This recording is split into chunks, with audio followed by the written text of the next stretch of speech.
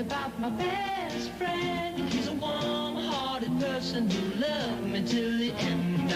People, let me tell you about my best friend. He's a one-boy cuddly toy, my up, my down, my pride and... Welcome in, everybody. Good morning, good afternoon, good evening, whenever you are listening to that 70s pod right here. We're still on YouTube. We're still rocking it because people who want to hear about the 70s know how to use YouTube and they know how to use Facebook. So we'll keep it simple for all you out there. I'm here in Orlando. Lovely day outside. Did a lot of traveling, but I am finally back. I'm going to throw it all the way up there to Wisconsin after celebrating 50 episodes and taking a little break from Easter, whatever you want to say. Bryan, how are you on this fine Tuesday evening? Well, we had some interesting weather yesterday. I guess it is April, so the time of year when tornadic activity starts occurring in the upper Midwest. So didn't have it right here in New Richmond, but a little bit to the south of us had some wild weather all the way down through Kansas City, where my son Jordan was driving back from West Virginia to Denver. So he had to take a little detour to avoid all the storms in Missouri. But thankfully we're okay. It was a beautiful day today, and I am just pumped as all get out to be able to talk to a gentleman that I've known for, my gosh, 45 years, I think. And even though we don't see each other a whole lot or talk a whole lot, still consider him one of my best friends. And we met in 1980. So even though this is that 70s pod, we're still going to be talking about the 70s because I want to pick his brain as to his high school years and growing up in the 70s in Cavalier, North Dakota, and how he wound up going to Minneapolis and winding up in Los Angeles, where he has lived now for, my gosh, about 2 decades, I think. So welcome, Mr. Steve Gelder, my good buddy, also known by many other names that we probably don't mention. I remember Gunner from your high school days. You told me about. I think your best friend Tracy Letzering came up with that, didn't he? That was actually someone different who came up with that. And thank you, Bryan and Andrew, for having me on that 70s pod. Let's see, what year would that have been? I was about 13. So 1975, I shot a neighbor. And he's fine. Keep up with him. I shot him. I did not shoot and tag him, but we still stay in touch. And the day after this incident happened, I had to go back to school. My folks were very adamant about you just get right back and, go to school, get things back to normal. And nobody had heard about it in the morning, small town. But after lunch, one of the kids had gone home and got the story from his sister that this shooting had taken place. Accidental shooting, small pistol, 22, filled with bird shot. And accidentally shot my neighbor. So the rest of the day was just spent with people like asking questions. The first part of the afternoon was spent with people asking questions. And then the rest of the afternoon and subsequent weeks were just people mercilessly making fun of me for having shot another human being. So later that day in an English class, Randy Ermer was just running through some wrestling names for some reason. He was picking out different people in class and going like, in this corner, weighing in at 175 pounds, Jeff Chief O'Hara. And he just went around the room. And when he got to me, it was weighing in at 165 pounds, Steve Gunman Gelder. And that nickname stuck throughout high school and still lives on with a few folks from Cavalier today. Well, Steve, thank you for your time. I was not expecting a story to start with that. Have a good night, folks. Maybe yeah, right. So if you've done interviews and podcasts in the past, I'm take it that you're maybe talking about the projects and stuff you're doing in LA and your acting career and your stand-up career. Something we're not going to talk about any of that today. Perfect. But we'll obviously talk about the 70s. As Bryan mentioned, you guys kind of met in the 80s. So before we're going to kind of go backwards real quick. Why are you on this podcast? How do you guys even know each other? Well, like I said, we met in September of 1980. We were both attending a radio broadcasting school in Minneapolis. It was called Brown Institute. Brown is still around. It's no longer called Brown Institute. It's called Brown College now, and it's no longer on East Lake Street in Minneapolis. It's in Arden Hills, I want to say, which is a suburb of the Twin Cities, not far from the Minneapolis St. Paul International Airport. And we That's really where you want a broadcast school, close to the airport. Planes taking off constantly. So we both had went through the school's housing department, and the we both wound up in the same residence in South Minneapolis. I think the address was 3704 40th Avenue South. Does that sound right, Steve? That sounds about correct. Yes. Yeah, it there was an elderly lady and her brother that lived in this house, and they rented rooms to Brown Institute students. There was four of us there, two on the main level, and Steve and I were in the basement. Um, so that's how we wound up coming together in the same house. And it was a big house. It had lots of rooms in it when you think about it. There were several rooms. I mean, there was four bedrooms on the main level. There was two more upstairs that were rented out to a couple of single guys. And Steve and I had a basement room that was just basically one big room with somewhat of a partition. Um, but we both we had well we'll make it clear we did have separate beds. So Yes. but I remember Steve actually was in in this house. Her name was Edith, by the way. Edith Willander was her name, and her brother was Don, and they were from Clarkfield, Minnesota, if I remember right. So they were kind of from the backwoods anyway, living in Minneapolis. So some of the things they used to say would just make Steve and I just laugh, roar uncontrollably. But when I first met Steve, we it was the day before college started, if you want to call it a college, and I came down the stairs and knocked on the door, and Steve had already been there for a couple of days, and I came in and shook his hand and asked him if he'd help me bring my stuff downstairs, and I was carrying a guitar, and Steve's first comment was, "Oh, a guitar? Do you play?" No, I just carry this thing around. And I think your first impression of me was kind of loud and obnoxious. But it turned out you're probably the bestest roommate I ever had before my wife. So Yeah, and you get a lot of fringe benefits with your wife that you never got with me. So no, yeah. Well, occasionally we'd walk in at inopportune times, but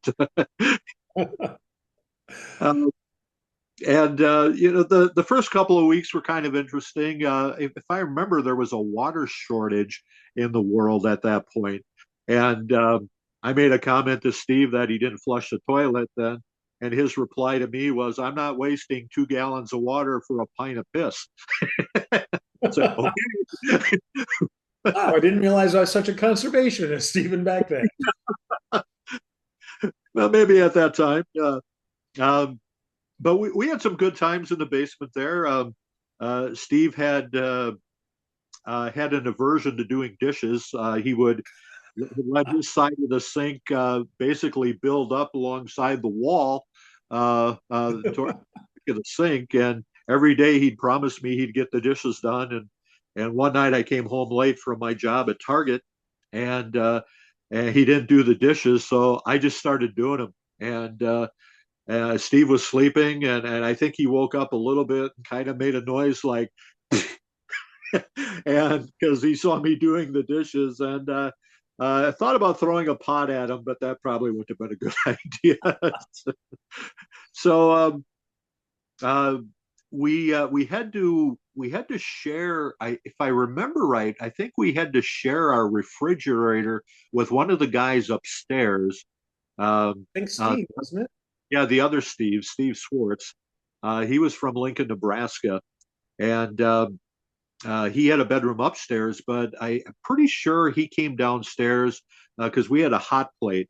We weren't allowed to have a microwave because Edith thought that took up too much electricity.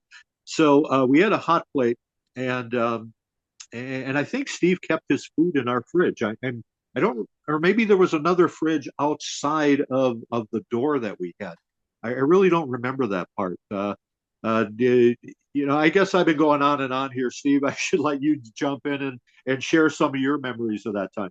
No, this is all pretty exciting because I don't remember a lot of this, especially the not doing dishes part. I've really turned myself around on that. You got to trust me. Being married will do that. No, I do remember like being in Edith's place, the basement for a couple of days, and then you coming in, long hair, similar to the look you have now, except Yeah. for the beard and mustache. You were clean, well, kind of clean shaven. I think you were working on a mustache. Uh, Um, I was working on the beard more. It was more of a fuzz back then, but it didn't fill in quite as well as it is now. Yeah, it's definitely progressed. It's amazing what 45 years can do for facial hair growth. Um, but yeah, I remember just thinking like you had the guitar, you were kind of a smart ass, which I appreciated, and you were up for most things, like just go to a show, go to a place to eat, something like that. If the opportunity came up, we didn't have like a lot of money or a lot of uh, you know spare funds at the time, but I remember bouncing around the basement to Shark Attack by Split Ends, which I think was an album that came out in 1980. They went on to have a few more hits and things, and then became Crowded House somewhere in the 1990s. But yeah, I just enjoyed it. It was a heck of an experience. I loved being in Minneapolis. I'd been down there before from North Dakota because my sister used to live in the suburbs, Fridley and possibly Maple Grove at one point. Can't remember. Um, so always liked the cities. And when I got the chance to go to Brown, it was like, yeah, definitely going to go ahead and do that. And uh, told my folks that I'd gotten accepted in Minneapolis, and my mom, who was very overly protective, was like, nope. And I was like, yeah, that's where I'm going to school. Similar to when I told her I got a job in radio in North Carolina, and she was like, "You're not moving there." It's like, well, yes, I am. That's how jobs work. They won't bring the radio station to me. So, um, but yeah, lots.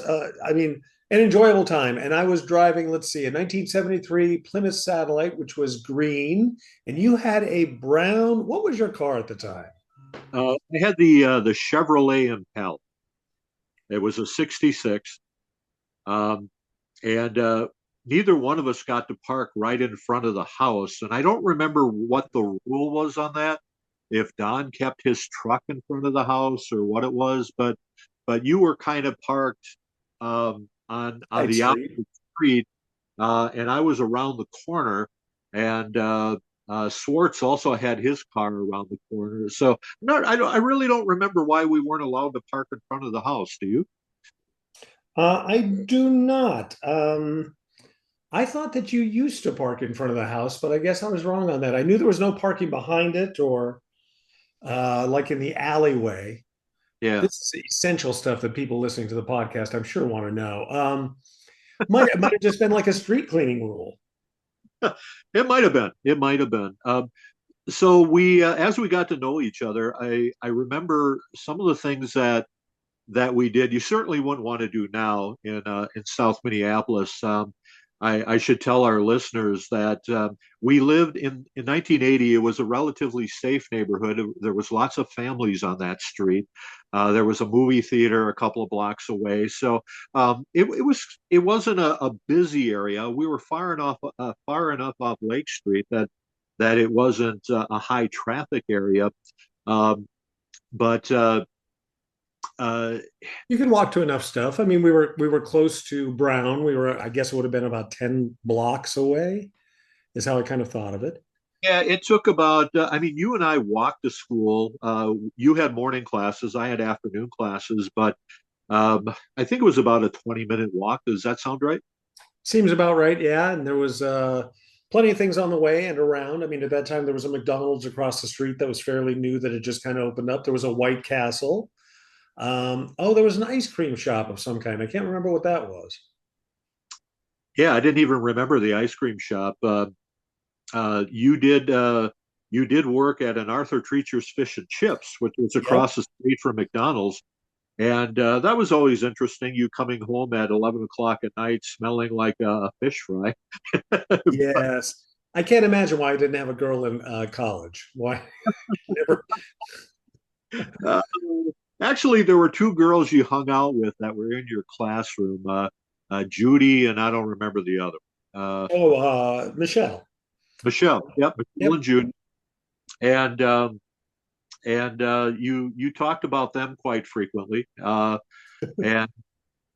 I don't think you ever had them down. Well, that's right, we couldn't have girls. That was another thing. Oh. We weren't allowed to have girls by Edith rules, no girls. So I think she even had that written on our door, no girls. So Yeah. Also, the for me, so one of the unique things about the basement living in Minneapolis was during the winter we had no heat down there. Uh, per se. It was just per se, yeah, yeah, at all. We had no heat, and in the morning I would like take my shower to get ready for school and walk to school, and my hair would freeze on the way to school because of the moisture still in the hair and how cold it was, both in the basement and in just in general and walking around Minneapolis. We weren't too far from the river. We were close to the Mississippi. that's right. One of the first things that I think you and I did, Swartz might have been in on this too, is didn't we walk from where we lived in Minneapolis to downtown St. Paul one night and then back? And I think we started around uh, 9:30, 10 o'clock at night, and we finally got back around 1:30, 2 in the morning. But that's something you just wouldn't do nowadays, in any major city is walk from Minneapolis to downtown St. Paul, which was quite a hike. But we were fine. Yeah, I think when you're just that age and you're just kind of oblivious and foolish enough, and you're walking, it doesn't seem like it's a big exertion. Now going from my desk to the fridge would be, I'd break out in a sweat. Uh, but yeah, walking, I have no idea how much that distance would have been, but I'm sure it was like 10 miles or something, probably round trip by the end of it. Well, considering that we got back, 2.5, 3 hours later, yeah, probably. Yeah. Mm. Yeah, I mean, Minneapolis always seemed great. It's still a place that I get to once in a while, flying into the Midwest for different reasons. Minneapolis is a great airport to go into and then make the drive up to Cavalier, and um, always trying to swing on by like Edith's old place, take a look at the outside, go past where Brown used to be. I find that a lot of my trips, when I go back to places I've been to with my wife, a lot of it is just pointing to things and going, well, that didn't used to be there. That used to be something different. No, I don't know what that is. That shouldn't be there. It's just, Yeah, I check out will say every. the Target store I used to work at is still there. oh, was So, Hiawatha? Was that where that was, or Hennepin? uh, Lake and Minnehaha. Minnehaha. There we go. Okay. Yeah, Hiawatha was a couple of blocks over. Um, so anyway, we did some things. You mentioned the airport. That was kind of one of our favorite things to do was zip out to the airport. This was before security uh, at airports, and we were just allowed to walk all over that dang airport, and nobody ever stopped us. Nobody questioned why we were there. We went in and out of all the different concourses, and of course things have changed quite a bit now thanks to 9/11. But uh, I think we did that 3 or 4 times where we just buzzed out to the airport, walked around, watched planes fly in and out, and people watched. I think one time I had to get you off a golf cart because you thought it would be fun to go for a ride. But Sounds right. yes, yes, I didn't think it'd be cool to get thrown out of an airport and have to explain that to my mom and dad. So See, kids, this is what people did for fun back in the 70s and early 80s. We didn't have an internet. We had to drive to the airport and find golf carts. Yeah. Well, speaking of, that's actually a really good point. So long answer short, they're roommates from the 70s. That's how they know each other. Exactly. You just mentioned like, oh, we didn't have the internet back then. So rewinding, how did both of you, like each of your stories, end up like finding out Brown Institute? Why did you want to go there? Like going through the schools, graduating high school. Like we know you guys met and you were roommates, but like before you met each other, like Brian, I'll have you go first. I know you said you watched WKRP in our last episode and thought being a radio DJ was cool. So, did you have to look in a newspaper or were you just familiar with it because you lived in Minnesota? No, actually, at the time when I was a senior in high school, I was going through uh, some hard times dealing with my dad, who was an alcoholic, and I decided to seek out some therapy in terms of dealing with the situation. How better to deal with the situation of living with an alcoholic dad. And my therapist, her name was Colleen Cameron, and she just really liked my voice. She liked my voice on the phone when she first called me. She liked my voice when I met her, and she thought that I should go to radio school. Well, I had never really even thought about that.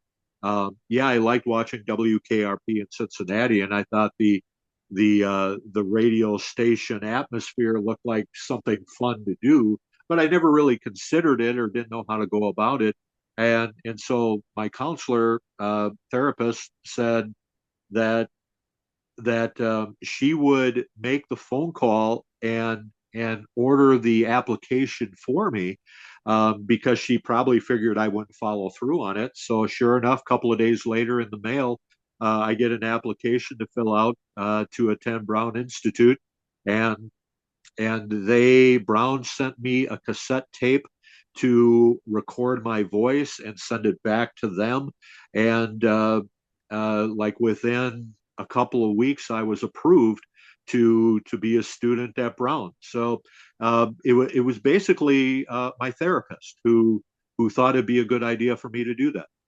And when I was a senior in high school, I toured a handful of schools. Was Brown one of the ones that I toured?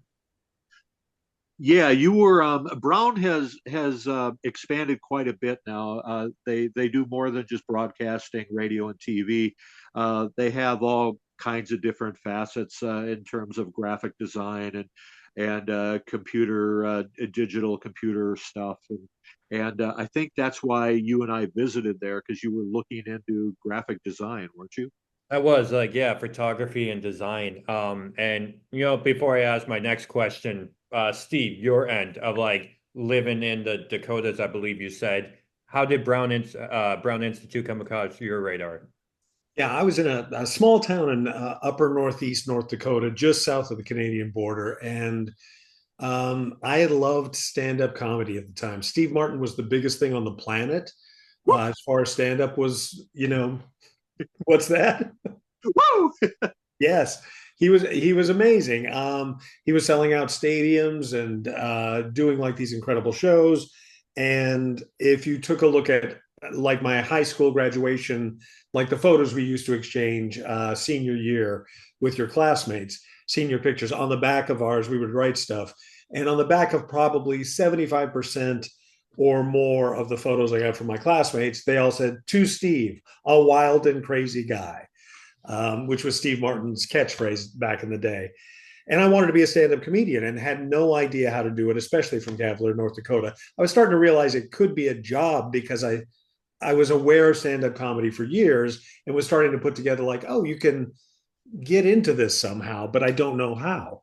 So when it came time to talk to my high school guidance counselor senior year about what are you going to do next, she, sat me down in her office and was like, well, what do you want to do? And I said, honestly, I have no idea how to do this, but I'd like to be a stand-up comedian.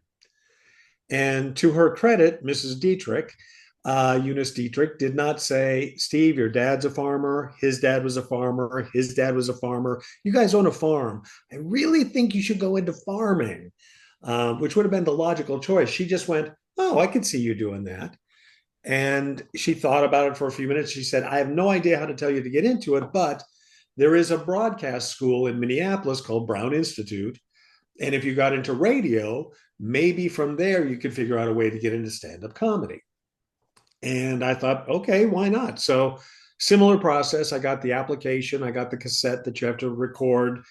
They give you like some stuff to read, very specific paragraphs, and maybe a weather, announcement or something like that. Sent it in, and was so thrilled to get accepted because it seemed like you had to go through a process that relied on some sort of quality and qualifications. And then I got to Brown Institute, and there were people that had like lisps and vocal tics and things that, and I was like, what? They basically took anybody who could record a tape, I think, and had the tuition money, which is most colleges really when it comes down to it. But that's how I ended up at Brown. I was on a quest to become a stand-up comedian, and I had a counselor guide me towards her version of entertainment, I guess. So when you were reading and doing that tape recording, because I've done auditions myself, was there like a mindset of like I should just read this normal, or did you kind of have like I should be wacky, or like were you trying to channel Steve Martin at that time? Not for the tape, no. I kept it pretty serious and just I think they might have given you news stories to read as well. I can't remember what the actual audition was. So too much wackiness with like 15 dead on the highways of Minneapolis, but probably wouldn't go over that well. But yeah, I just remember kind of doing a straight read, I think, of it and just trying to give them like a sample of the voice and yeah, got in. So before we get into like you guys finding housing and living in Edith's house, I take it started in September, correct? Like school? Yes. Yeah, Okay. September of 1980. They started classes every 2 months. There were five levels to Brown Institute. It took you 10 months to get through the whole thing unless you graduated early in your fifth 2 month time frame. If you got a job during that last 2 months, they would let you leave the school and start the job because it looked good for their placement numbers.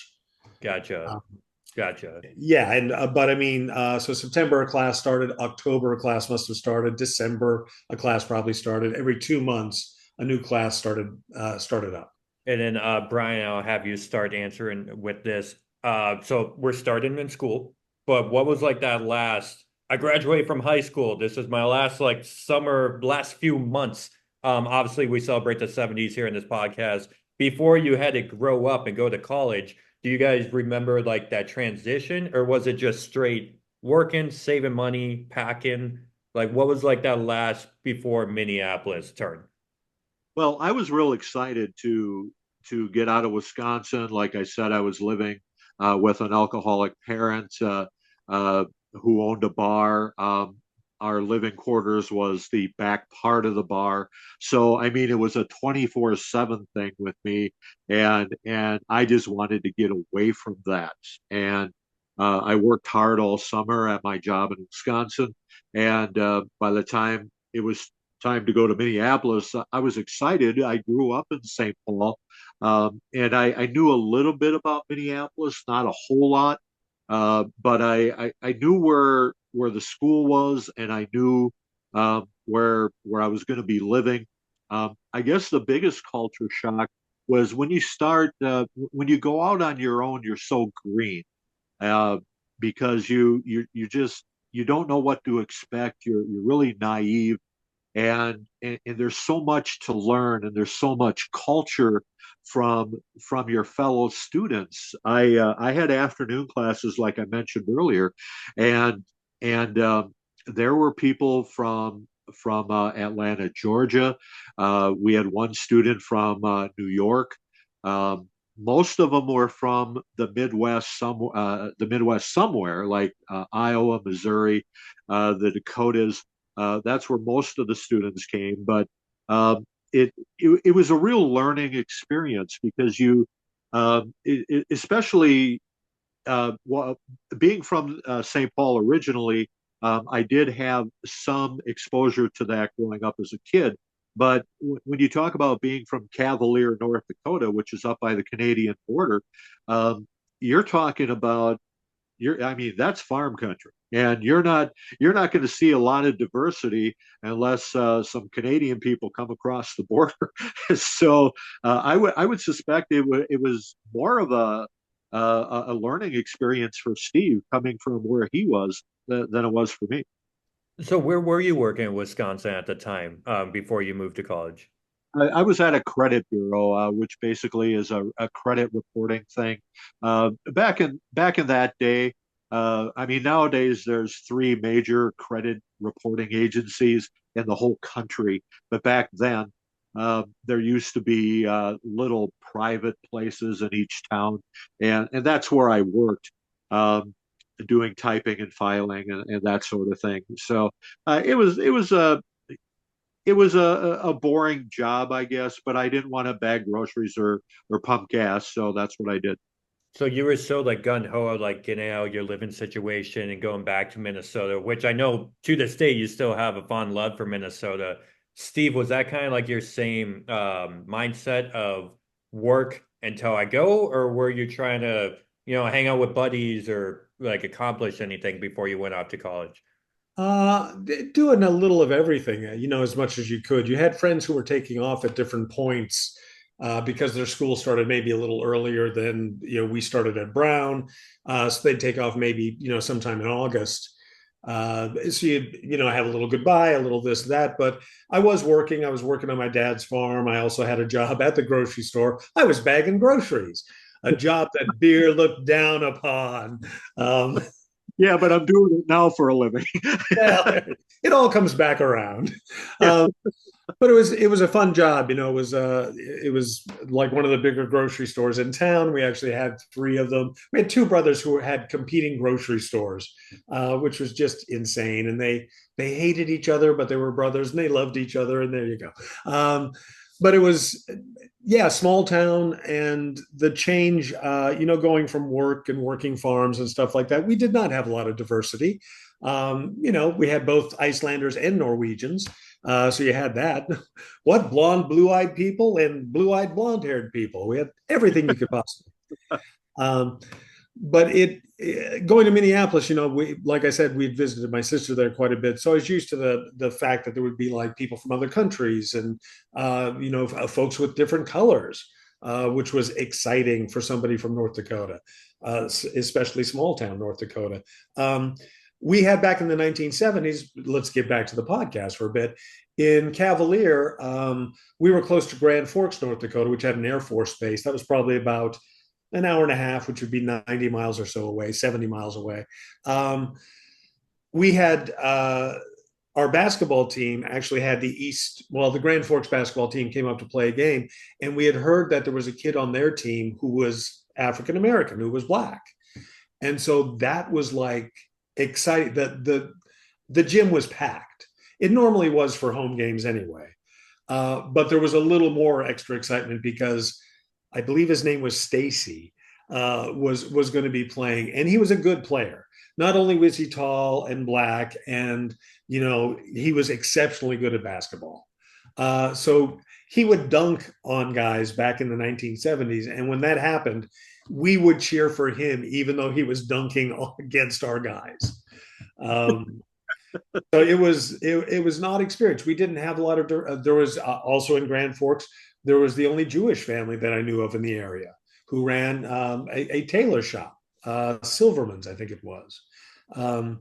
So yeah, going to Minneapolis really did immerse you into a lot of different cultures, a lot of different people from different areas. Someone in my class was a Vietnam vet. We had people that were our age, like 18, 19-year-olds, just getting into school. And then we also had people who were in their 40s, who were taking broadcast classes because they wanted to get involved in radio. So you'd just be hanging out with a class full of people, and someone who was a Vietnam vet who had seen some stuff and had done a lot of things that, living and killing and drugs and stuff that you had never thought of, and then like an innocent girl from South Dakota who just wanted to, was just very bubbly and a little bit of an airhead. We had everything. So it sounds like both your guys' answers are kind of the same. Like you were working, you're saving up money, but you both had this excitement and an open mind of like, we're gonna live in this big diverse city. I don't know if you were picturing like where there's gonna be parties all night and all that stuff. I guess I'm not really sure what the mindset was, but we obviously like to channel back in this podcast and I'll ask Bryan like, do you remember what movie was going on or TV shows when both of you guys are doing your drive out to Brown? Is there like a song or like something that you remember that kind of like, oh, that's when I was going to college? Because when I moved to Houston in 2012, it was so much like Justin Bieber and Pitbull, like all over the radio station. And when I hear that song, I'm back in my Dodge Caliber with my brother driving up and down Houston, listening to Beauty and the Beat by Justin Bieber. And like it takes me back right away. So is there 1979, 1980, like something that kind of resonates of like that's when I was going to college that you still hear or see to this day? First of all, Andrew, don't get Steve going on Justin Bieber. I had to correct him once a couple of years ago on his Facebook page for using some very colorful language about Justin Bieber, and so you don't want to get him going on Justin Bieber. Uh, you know what I'm talking about, don't you, Steve? I actually don't. I say and do too many things that I should be cautious about. This is a friendly podcast, by the way. Yeah, right. I kind of thought that. Yeah. But anyway, I remember going into our year at Brown. The movie Fame was really big, and a solo artist named Christopher Cross was really big. And the reason I remember this is because of Steve, because when we were halfway through the year, Steve and I watched. I don't remember what came first, the Grammys or the Emmys, uh, or the Grammys or the Oscars rather. The Grammys, I think, come before the Oscars. Yeah, so the Grammys. I remember how disgusted Steve was because that was the year Christopher Cross kept winning award after award after award for his album Sailing. Or Sailing was one of the songs. I don't remember if that was the name of the album. But he was just picking up award after award, and Steve was just having a problem with it. You know, this guy sings so you can't even understand him. He sings so high. You know? And then a couple of months after that, when we were watching the Oscars, it was award after award for Fame. And again, Steve is going, okay, we get it. Fame's a good movie. You know, like let somebody else win something. So, I guess I remember those two things because of Steve's comments watching the award shows. Sorry, I probably ruined every award show we ever watched together because I'm so opinionated and loudmouthed. Yeah, and then you wind up marrying a music and a film critic. Well, and actually ended up hanging out with Christopher Cross years ago. Oh, yeah. I was working. I did make it into stand-up comedy at one point for folks listening who aren't familiar with me, which would be everybody basically. I did become a stand-up comedian for about a dozen years and ended up headlining and traveling around the country and a few places in the world. And working down in the Bahamas one time, Christopher Cross was the musical guest who was in the theater that had music in it. We were in a small comedy club, also in the same resort, Atlantis, which is one of the big resorts down in the Bahamas. And he ended up talking to the other comedian I was working with, Dickie Palmer, who was headlining. I was the middle act featuring, and Dickie and he got along. So he invited us out to his show. We went and caught his show. And then in the airport 2 days later, when we were taking off, he and his wife and some of the band were there. And so went over and just chatted with him for a little while and did not bring up how upset I was over his 1980 Grammy wins. So good for me. You probably didn't even remember what your comments about that stuff. So I could probably come up with a general idea because yeah, I did find his voice. It was overplayed. That was one of my biggest problems working in radio is that you had so much repetition when you had a tight playlist, especially if you did top 40. where they're just putting the same songs in a tight rotation. So every hour and a half or 2 hours, you're hearing the same song. That used to drive me nuts about being in radio. Right. Well, even when we were doing classes at Brown, the all those little makeshift studios that they had where we learned how to back time and cue up a record and stuff like that. This was well before CDs, kids. You know, with albums and 45 records and 8-track tapes were what the commercials were on, and yeah, it wasn't anything digital like it is nowadays. So I mean, we learned the old way, Mhm. and some of the records I remember in those studios, it was like, who is this? Where did they find some of these 45s? Because some of them were just terrible. Yes.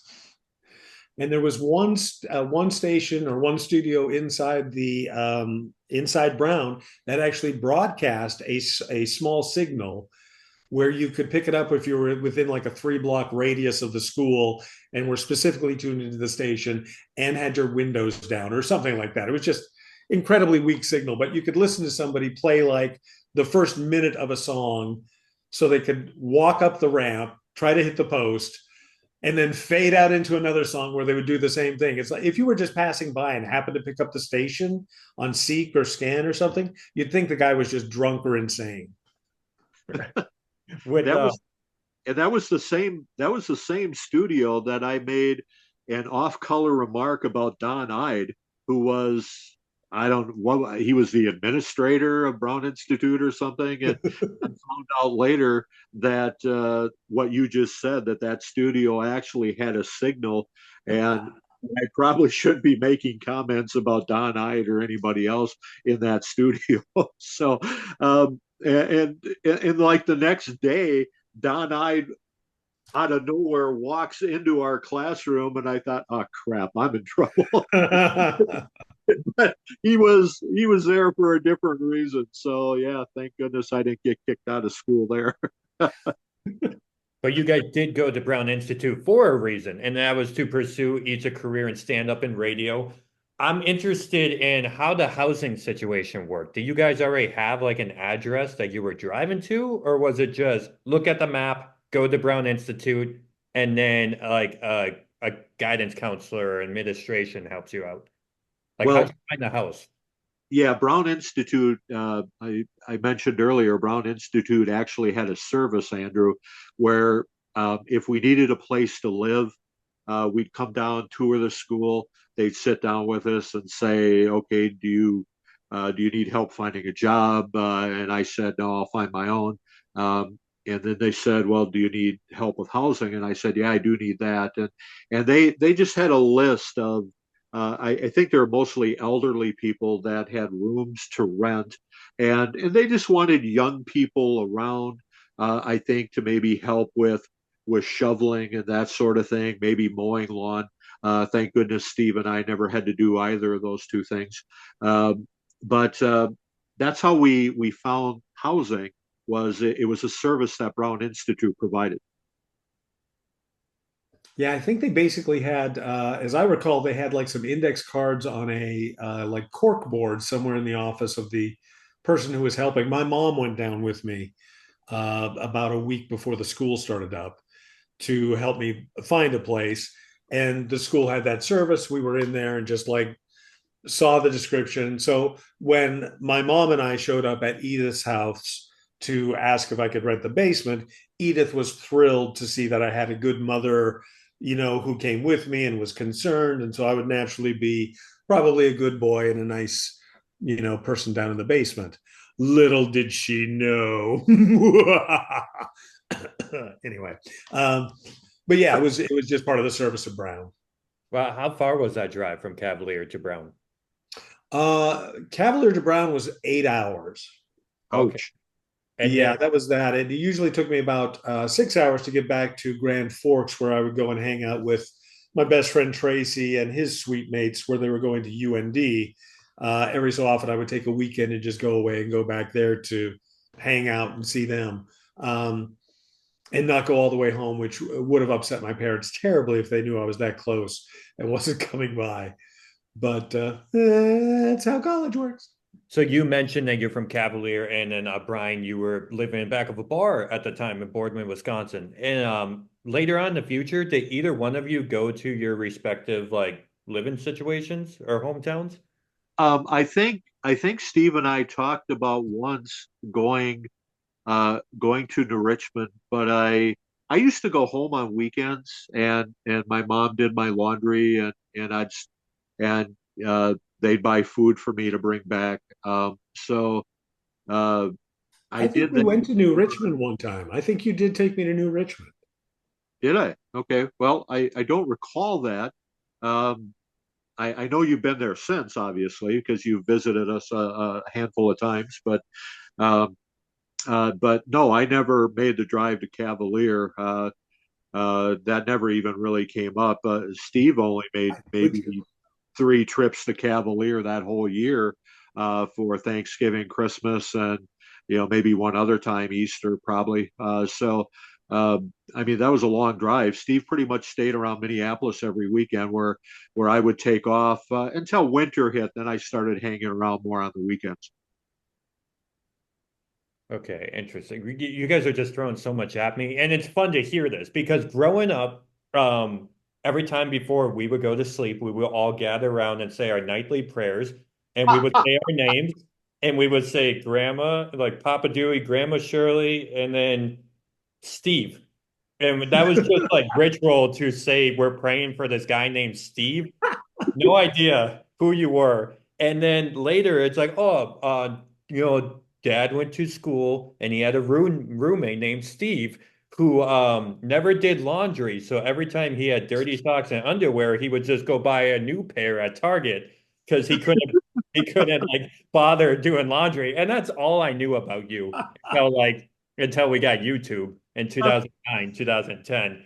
With that being said, is that story true? I, Yes, yes. I came I, home. I came home from work one night, and and there was a laundry basket on the floor with folded underwear. And I said, "Oh, you finally went to the laundromat and did your laundry?" And he said, "No, I just went and bought new." yeah, I don't recall that. It sounds like something I might have done, but it seems very out of character for me now. However, back then, who knows? Because that's all I really knew. And then there was a picture of when I was like a baby, so this was like 92, of like you with my older siblings, Brett and Eric, and I was in I guess a car The seat, swing. a swing. Yeah. And so I saw that picture. And speaking of picture, for our listeners, our cover art today, as you can see on YouTube, I sent to both of you guys earlier. I'm assuming this is a photo booth. Like, where was Yep. the picture? Like, where were you guys? What year was this? That would have been 80 or 81, but I don't remember where the photo booth was. I feel like it was in a store, but it might have been at the airport. Brian, do you remember?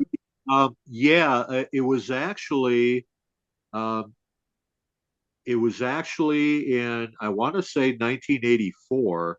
Oh, I was working at a radio station in Staples, Minnesota, and Steve might have been in Grand Forks at the time, or not Grand Forks, but Thief River Falls. Did you work at a uh, station? I worked at one in Crookston, but it wouldn't have been as late as 84. Okay, maybe you were back in the area then, and uh, yeah, you were probably in North Carolina at that point, and you were back in the area, and so I met you. I think we met at Edith's house, and I said, just for old time's sakes, you want to go out to the airport, and so we did, and that's where we did that photo booth thing. Uh, the picture that Andrew showed was the one I think you have. I have a different version where I'm wearing sunglasses in all 4 pictures, and I don't even know where it is. But, uh, so yeah, we each kept one, uh, and I think we just hung out for a couple hours, talked about old times, talked about our lives at that point, and didn't see each other for quite a while after that. Because we had no idea seeing that picture. It's like that must be dead. And like, is that the guy from the Marshall's Chronicles? Is that Al Franken? Like, we didn't know who it was. Like some of the time. But So like kind of going back. So obviously you guys hung out a lot as we talk about the 70s here. Steve, are you a fan of the show that 70s show? I watched it, not like a diehard fan where I know like the plot of all these different episodes and everything like that. But I know like Kelso and the characters and the basics. Because that's definitely something where we've talked about different topics, and Brian always brings up. It was like that 70s show that was so like accurate of like just hanging out in the basement with your friends. So like comparing, being in college nowadays. I actually work at a trade school, like like college. How would you kind of compare like that 70s style of being a student, having a job, to nowadays where, everything's social media. Obviously, we're zooming right now when we're in different parts of the country. How can you like clarify what it was like being a college student in the 70s to what you guys think it would be like now? I know that's a huge question or a loaded question. Well, the biggest thing, and we've talked about this on previous podcasts, is you know the late 70s into the early 80s. There were no cell phones. There was no social media. Steve and I did have a phone. I remember we went down to uh, the Target store I worked at had this little mall connected to it, and there was this phone place in there. I don't remember if it was AT&T or what it was now, but there was a sales lady named April that got us on a phone plan, and so she gave us a phone to bring home, bring back to the basement at Edith's house, and and we hooked it up, and it worked. It was cool. And we actually had our own phone in the basement where we could call our parents, or if I was at Target and forgot to do something, I'd call Steve and ask him to take care of it for me. Or uh, I remember he went to a Cheap Trick concert once in the dead of winter, and and he called me. Uh, I think to let me know that he got to the concert okay, or something like that, because it was like 35 below that night or something, and the weather was just really terrible. And I think he went to this concert by himself at the St. Paul Civic Center to see Cheap Trick. But somehow he let me know. He called or something to let me know he got there, and then he didn't call me again. But so we didn't have a phone in our basement apartment. But yeah, without cell phones and stuff, we really never knew where the other was. Um, unless we said, "Hey, I got to work at Target," or "Hey, I'm working at Arthur Treacher's Fish and Chips." Steve later got a job at Finger Hut, which was interesting. He can tell you about that if he wants to. But we knew each other's schedules, so that's how we kind of kept track of each other. I had a date for that concert, by the way. Did you? I didn't remember if you did or not. Who'd you go with? Jan, who used to live across the street from me, in the same house that Donovan, the guy I shot, eventually lived. But she was like a friend from school, moved away from Cavalier when we were like 12 or 13, and ended up I think they might have been in St. Paul. Her family, her dad was a doctor, and she had a couple of siblings, and they were great people growing up, and I knew she was there. Wanted to see her, see how they were doing, so I asked her to go to the show, and we went to the Cheap Trick concert, which was pretty great. Good show, great '70s band that is still out there performing today.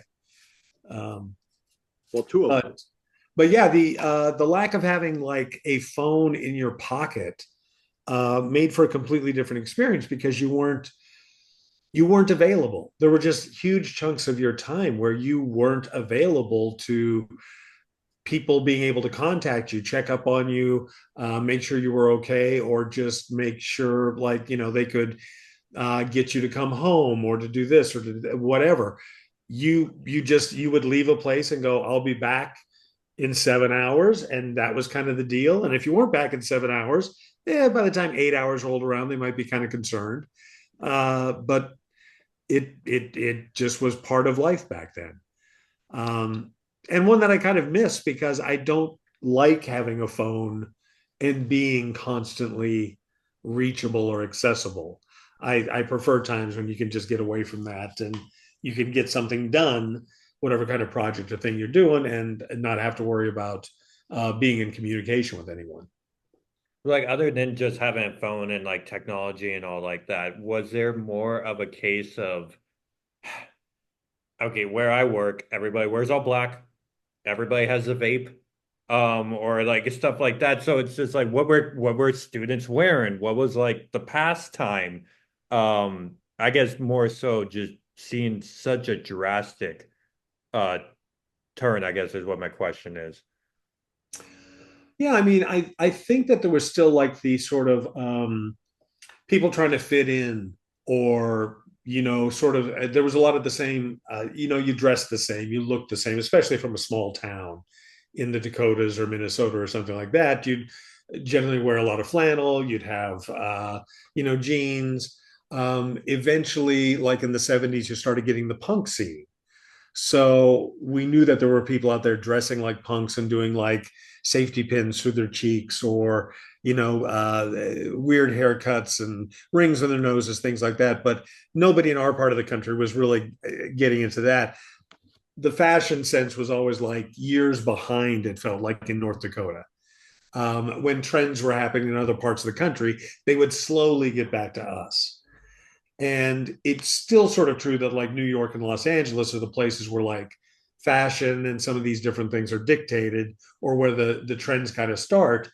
But now they spread much faster because you're seeing it on TikTok and you're seeing it on Instagram and different social media. So there's a whole different there's a quickness to people adapting to like changes that are happening in society. And if I don't know, goth or something is really popular suddenly again, that's what people will start, that'll pop up a lot more quickly than it would have before.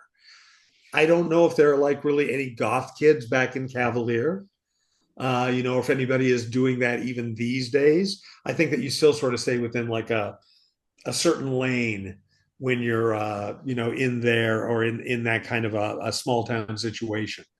But I think the possibility for knowing more about what's going on in fashion trends, including in like entertainment and everything else that's going on, not just clothes.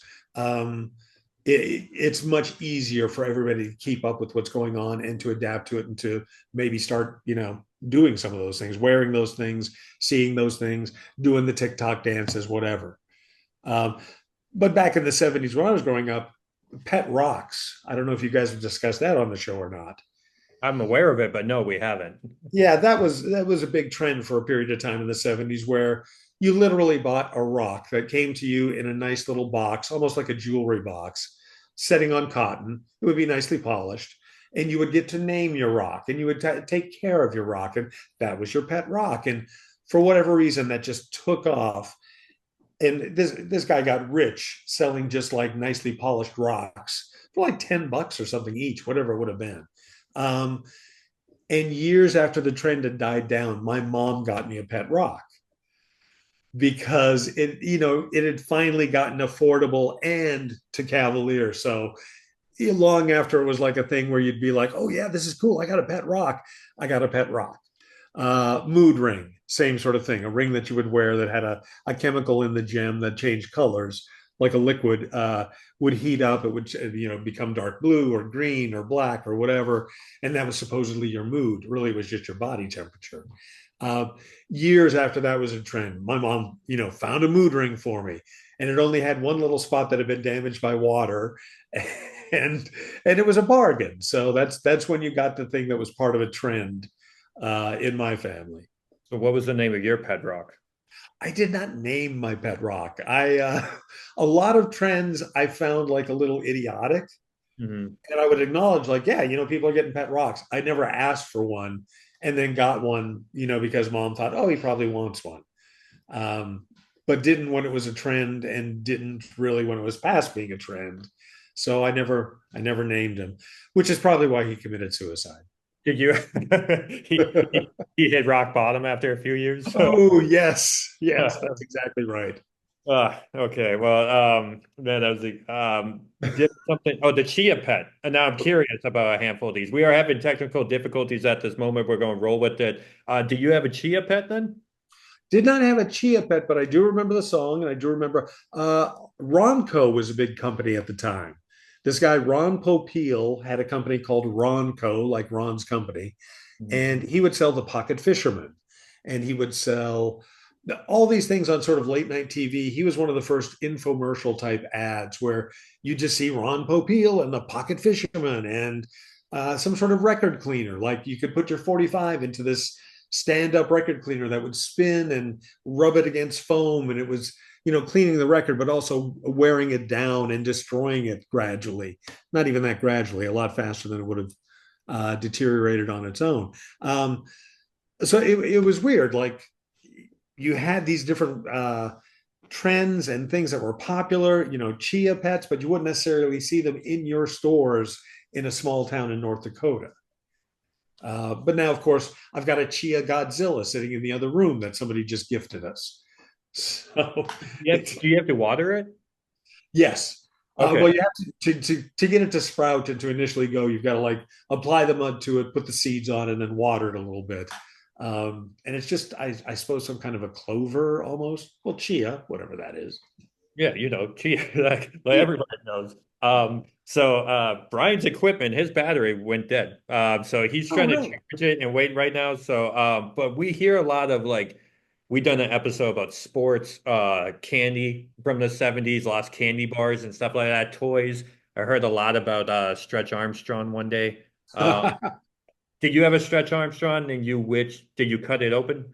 I did not have a Stretch Armstrong, but some friends of ours did, and I don't remember cutting him open. I do remember us like taking his arms and legs and like a couple of us going in opposite directions and trying to see just how far you could stretch Armstrong. Turns out it's not as far as a driveway length. Oh, well, okay, false advertisement. Right. I mean, they make it sound like the guy could like circle the world, but um, let's see. Super Bowl, we did cut a Super Bowl in half, Okay. uh, which was rumored to be dangerous at the time. We heard that the stuff inside the center of a Super Bowl could do damage to you, like it was acid or something almost. Um, Speaking of danger, do you have lawn darts? we did, yep, jarts, I think is what they called them at the time, and played lawn darts, which just seemed like a dangerous idea at the time because you would have people chucking lawn darts. You were supposed to put the you had these rings and these giant lawn darts, like three for each team, red and blue. And you would move the rings about, I don't know, 30 or 40 feet apart, and then you would lob the lawn darts and try to get it in the ring, and that's how you'd score points. Well, invariably, at some point, a dart would go flying, and somebody would be walking to go pick up like the dart they had just thrown, or something like that. No, you'd just be screaming and panic the whole time. And I think a couple of people got pretty seriously hurt, and they outlawed them. Um, a lot of things back then, if you got pretty seriously hurt, they would actually crack down on it, and you couldn't keep selling it to the public. Click clacks were such a thing. Have you guys talked about those? Is that when you like spin around and like the 2 points with the balls? Kind of. You wouldn't really spin. It was like a ring on one end, and then just a long piece of like rope type material, and then two acrylic balls on the end. Okay. If you sort of bounced the ring up and down, the balls would start to collide and go further apart each time. And you're trying to get it to sort of like click at the bottom, click at the top, and make that sort of effect happen. But they were just deadly, basically bolos that like South American cowboys would have carried. You'd end up using it and just tossing them at your friend's legs, trying to trip him up while he ran. And the acrylic balls would shatter sometimes. So they ended up not being able to sell those because flying pieces of acrylic apparently are bad. That also sounds dangerous, which brings me to, do you have a wood burning kit? I did not have a wood burning kit, but we did it in shop class. I see that you are actually wearing a Tandy leather t-shirt It's an old job of mine. that we used to. That was one of our shop projects when I was in high school. They would get like you would order one item from Tandy. Generally, guys would get a wallet. Sometimes they go for something like a belt or a holster or something like that, and you would have to tool it. and put it together, and that was your grade for, one part of the class. Do you remember what you made? I made a wallet, which I believe might have been a pheasant and a deer on it. Those seemed like pretty popular wallet styles at the time. Like you had the print where you had to like hammer it down? Yes, you had to like emboss it yourself with the tools. It had the design on it, but you just had to like reinforce it. It's a fun craft because you don't have to go completely freestyle and have like a lot of artistic skill. But you come out with like a nice looking product at the end of it. And that's definitely a fun form of entertainment to have a hobby like that. And speaking of entertainment, Brian was bringing up a while ago that you guys were watching the Grammys on the television. So, like, if I want to watch something, there's Netflix, there's Hulu, or I can catch it on YouTube when I'm like, on the toilet the next day. But like, do you guys have a satellite dish, or I mean, not a antenna, like the rabbit ears? Like, how many channels were you getting at Edith's house? At Edith's house, I don't remember. I think it was like probably like 4 channels. I just had a little black and white television, a Okay. little portable that I'd had when I was in high school, so I could watch shows upstairs in my bedroom when my folks wanted to watch whatever they wanted to watch on the big TV downstairs. Um, and so I think I had that with me in Minneapolis, and we probably got like ABC, CBS, NBC, probably PBS, and maybe like a public access channel of some kind, which used to be more popular in the States. I don't know how many people do it anymore, but there used to be like a setup where if you were in a large enough town, you could go and take classes and learn how to do broadcasting, like run the equipment, the cameras, the boards, all the rest of it, and you could put on a show. All you had to do was just like ask for the time slot and show up regularly, and you could have a show on television. But I think that went away mostly in the 90s. Like a lot of licenses and stuff. There were still some places doing it in the 2000s, now that I think of it, because I did a couple public access shows out here in LA and didn't make it out here until 2003. So Okay, so with those channels like being said, were you a sports fan at all? Like, did you he followed Optic Vikings and like the North Star hockey team and Twins? Were you? I was not a huge fan of sport. We sort of defaulted in Cavalier to like the Vikings and the Twins as our teams because they were probably the closest American teams geographically. But if I wasn't like actually playing the sport, it didn't interest me as much just to watch other people playing. So I didn't get into like the stats and the different players, all the different things going on. I was much more just like a casual viewer, and still am, of sports. I'll go to a game, love going to a live game, and I will watch games on TV, Super Bowl, different things like that when they're around and when people are excited about them. But other than that, don't really follow a lot of sports. No, I had a feeling that you actually didn't really follow a lot of sports. Brian and I talk about sports all the time, and we also talk about snacking all the time, which I'm going to throw a quick little break in here. KingLineNutrition.com is one of our sponsors. You can go to the description below of this YouTube video. KingLineNutrition.com has been with us since episode 1, and now we're at episode 51. Go there and check out the best snacking that you can find online with edible cookie doughs. Regular cookie doughs if you want to just make cookies, eat it right out of the jar. I think I mentioned recently, frosted animal crackers and the Samoa cookies.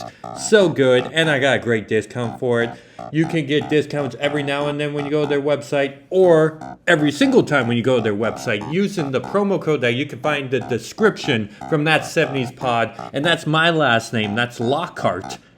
Lockhart, that's Lockhart, for a great discount off shipping and the whole transaction price at KingLineNutrition.com. Rather, if it's pancake mixes, your greens, protein mixes, powders, whatever you want to say, or whatever you want to choose from, I would always go with edible cookie dough, because apparently you can't eat cookie dough with like the egg yolk in it. I'm not really 100% sure because we still did as a kid, but they sell edible cookie dough, and so does KingLineNutrition.com. Use the promo code Lockhart today. Description is below in this video right here on YouTube.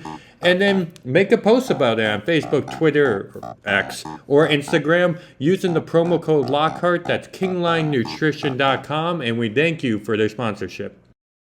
When it comes to being an institution, you guys were roommates. When it came to that point of graduating and leaving Brown, were you guys still in touch? Were you around in Minnesota much longer? And Steve, were you around when my mom showed in the picture? I got a job in my last 2-month cycle out of town and went to work in Crookston, Minnesota, lived in Grand Forks, which was about 30 miles away, with my best friend, Tracy.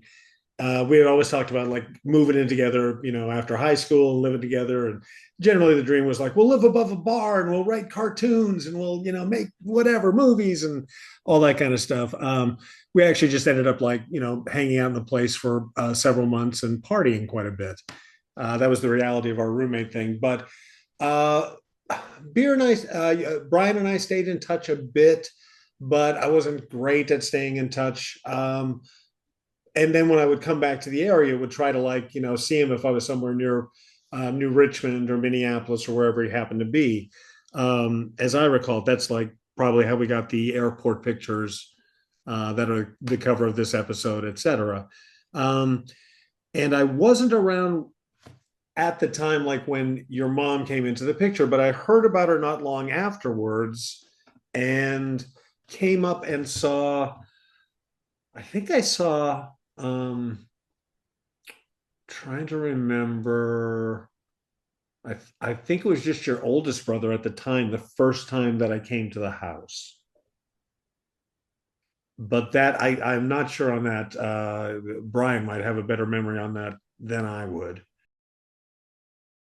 That's what I thought. Yeah, Brett was born around 87, 88. So Bryan, when you were wrapping up Brown Institute and graduated from there, what path did you take from then? Well, it was, I stayed in Minneapolis for 2 or 3 years. I kept working at Target. I thought maybe I had a career opportunity there. But eventually that hit a dead end. And I went out to Palo Alto, California for a while and it worked there until Brown Institute could find me a radio job. And my first job was in Ray, Colorado, which is on the eastern plains of Colorado on the Kansas border. So no mountains for at least 3 hours. So it was a really boring job, a really boring place to live. So I didn't stay there very long. Wound up going back to Minneapolis and getting a job in Staples, Minnesota. By this time, Steve was already in North Carolina, and we kept in contact by writing letters. I might still have some of the letters that Steve used to write me.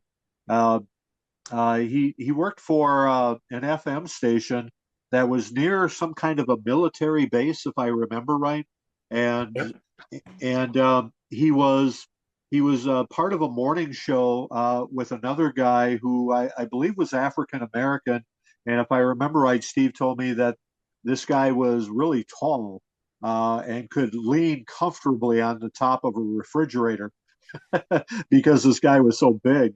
But they were really popular in the North Carolina area where he was living. I don't remember what city it was in, but the military base that they were close by to, Fort Lahoon, I think it was, and they were the popular morning show amongst all the young men in the service there. Yeah, it was actually Jacksonville, North Carolina, and we were close to both Camp Lejeune, which was the Marine military base there, and Cherry Point, which was the Air Force base. I feel like there was another one there too, but it was mostly like young military guys and their wives, mostly like a lot of 18 to 20-year olds, which was the age range I was in. And my partner, Bob, who was tall and could lean comfortably on a refrigerator, was the popular morning show guy there for a number of years. And then I came in and started doing nights at the station and would hang around in the morning because Bob was fun to talk to. And he asked me to do a character on the show one day. And because I'd been doing some voices just for his and my amusement. And he asked me to do Mr. Rogers reading the school lunch menus for the like grade schools and the high school kids. And so I started doing that as Mr. Codgers, and would do a word for the day every day. And they always became, they turned into eventually just the most risque, double entendre type words that you could possibly get away with on the radio. We pushed a lot of envelopes.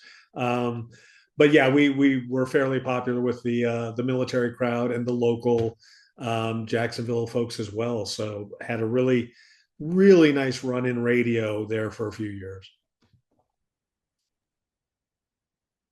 And at that point, I think, uh, did you start doing some stand up at local clubs? I thought that's what you had written me one time, that you heard about open mic night at some different clubs in the Jacksonville area, or maybe a town close by, and that's when you first started doing stand up. Is that right? I did a couple of stand up sets. I did a couple of stand up sets while I was in Jacksonville, but nothing like official sort of stand up comedy. I got to introduce some bands as part of the radio job, and I would do a few minutes of stand up without telling anyone I was going to do it. I introduced a band called Axe. We had a song called Rock and Roll Party in the Streets somewhere in the early 80s, and did like 5 minutes in front of them. And we did a concert one time where the Tubes played, very popular in the 80s. She's a Beauty and some other songs, and did a few minutes of jokes for the crowd at that event. But started eventually doing stand up officially when I got to Raleigh, North Carolina in the mid 80s. A couple years after that, there was a show called Star Search back in the 80s that came to town and had an open mic, had a chance for some open micers to audition for the show to compete with professionals. And I went out and did that, and then ended up passing that first audition and performing that night like stand-up comedy in front of an actual crowd at a stand-up comedy club, which was exceptional. So that's how I ended up on that route. So did you kind of feel like at that point, like I'm doing stand up, like I made it, like I'm getting paid to do this, or was it just like, nope, I'm not Steve Martin yet, like I gotta keep on going? Well, I wasn't getting paid for a while. You do a lot of like stage time just to get experience without getting any money. I would do open mics, and at that time there was an open mic that was in another state. It was in Virginia, and that was in Richmond, Virginia. I would have to drive 4 hours to get to it. Excuse me. I would have to drive like 4 hours to get to the open mic, and I would have to leave work at 5. The open mic started at 9, but you had to sign up early. So I would start and drive for like 2 hours, and then I would call because someone would be at the club, and I would say, "Hey, can I go on tonight?" And I think almost every time, I think every time they said yes. I never had to just turn around without getting up and getting a chance to go up. But the risk every time was I'd driven 2 hours and they'd say no, and I would just have to turn around and that would be it. Um, but when you've got something that you love and you want to do, you just find a way to make it happen. So would obviously talk about 70s and 80s and all, like me having a wrestling background and then doing some acting and stuff like that. Like I watch tape, I study. But I could just go on YouTube or watch something from the back in the day or whatever the case is, just to kind of do some research, hone my own craft. In the 70s, Brian doing radio and like Steve also kind of doing radio and stand up.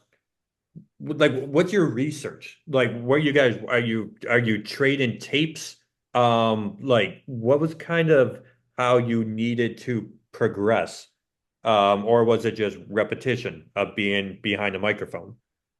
In radio, they always encouraged us to do sound checks of our air shift. And what that means, Andrew, is you would have a cassette tape and you would record yourself in between songs whenever you were talking on the radio or if you were interviewing somebody or going into a commercial break, whatever the case may be, you would record yourself, and then at the end of your shift, you could listen in the production studio or take it home with you and listen to your air shift, and that's how you get better.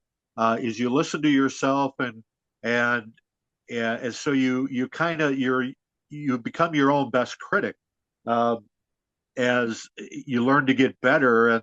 And you might think, God, that was really dumb, or that really sounded bad, or I should have said it different. And that's how you learn to get better, uh, is by air checking yourself in radio. And I did that for a little while, um, until I felt comfortable with how I sounded on the air. And you'd go back to it every once in a while, like maybe once a month, just do an air check and see how you sounded. Um, uh, Looking back in retrospect, probably should have did it more often than once a month. Um, I kind of got more away from the disc jockey stuff though, as I got more experienced in radio and became more of a sports guy, doing play-by-play, uh, interviewing coaches, doing coaches shows.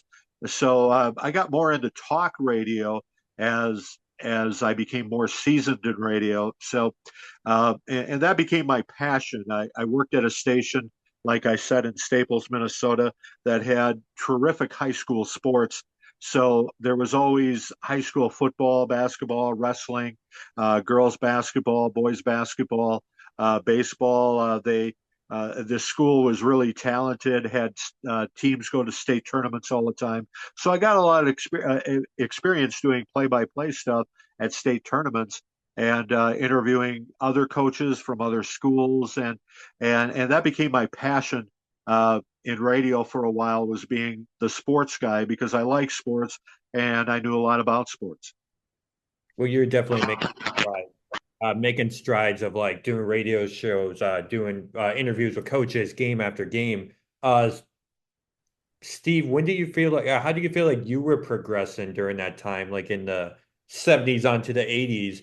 Was it just legit driving from town to town? Or like, how do you feel like, I don't, were you doing sound checks as well? Was that a thing? Yeah, that's something that a lot of comedians will do. I don't know if they still do. I assume so, because that is one of the ways you get better, just to take a tape recorder up with you or have it in the back of the club, and listen to the audience response to your jokes and how you've presented the jokes. A lot of times you can hear like, well, that first 15 seconds of this joke got no laughs at all, or it's just me rambling. I need to just go ahead and figure out what the actual setup and punchline are. So you'd improve yourself that way. And radio air checks the same. Like Bryan, I just kind of did some for a little while, and once you're actually working the job, you kind of don't have time to stop and listen back to yourself all the time. You're going to do remote broadcasts, maybe from a game or from a business that's hired the station to come out and do something. So you don't, you've got to lug equipment, you've got to set up, you've got to perform, you've got to do the thing, you've got to go back, you've got to be up the next morning. You don't really have time to listen to a tape every day. So you try to listen every few days, and then it becomes every few weeks. And then it becomes when you're trying to find a job at the next place. That's the only time you air check. So you can record it and have something to ship the other guys that shows them how great you are every single day. Um, and you always like put on an extra little oomph into it when you're recording for that kind of situation. But yeah, for comedy, I mean, we did. You had to catch like comedians live back in the '70s on the Johnny Carson show, like the Tonight Show. He would feature comedians. You would know that they were coming on. So if I heard Steve Martin or Gary Shandling or uh, David Brenner or some of these different comedians were going to be on, I would definitely try and stay up wait for my parents to fall asleep in their chair and their couch in the living room, and then sneak downstairs and watch the Tonight Show up to the point where the comedian was, which was usually the last segment of the show. So that was, I don't know, 11:30 at night, I think, in the Midwest. Um, Incredibly late for me to be staying up on a school night, but still I'd, you know, stay up because I loved comedy. And then eventually you started getting HBO and HBO specials where Richard Pryor, George Carlin, some of these other greats were, you know, either their comedy movies were being shown or they were doing specials specifically for HBO. Um, I mean, for the longest time, there was just the television that you picked up from the airwaves. And when people started getting cable, which happened in the 1970s in my town, it was life changing because you could watch like movies that had just been in the theater a few months ago almost any time. Of course, on HBO's schedule, not like you've got it today where you can actually just go ahead, hit a streaming service, do a search, find the thing you want to see, and start watching it right then. You would be able to like go, oh, okay, that Richard Pryor special comes on again tonight at 11. I'll stay up for that. Or else I'll have to see it like next Tuesday at 2 in the afternoon. Um, TV guides and schedules were much more important to us back then. Because obviously I don't want to get like too far off. I know we said we didn't have a topic here, but like we're talking about you guys branching. You kept in touch. You knew Bryan had kids, sending letters, maybe seeing each other every now and then. And then, you know, MySpace and Facebook became a thing. And I finally met you in 2010, where you shot a scissor reel of our family, which maybe the last time you actually heard me talk. And yes, I talk a lot more now than when I was 16 years old. Definitely shy during that time. But when you we're back living in Minneapolis. Was there anything you guys were you going to comedy shows in Minneapolis? Were you supporting Bryan's like radio, like going to sports games, like towards your guys' career and schooling? Do you remember pairing up or having classes together or anything during that We time had frame? no classes together because we were just basically different times of day, morning and afternoon. They also had evening classes, so we didn't see any of those students except occasionally passing through the halls or something.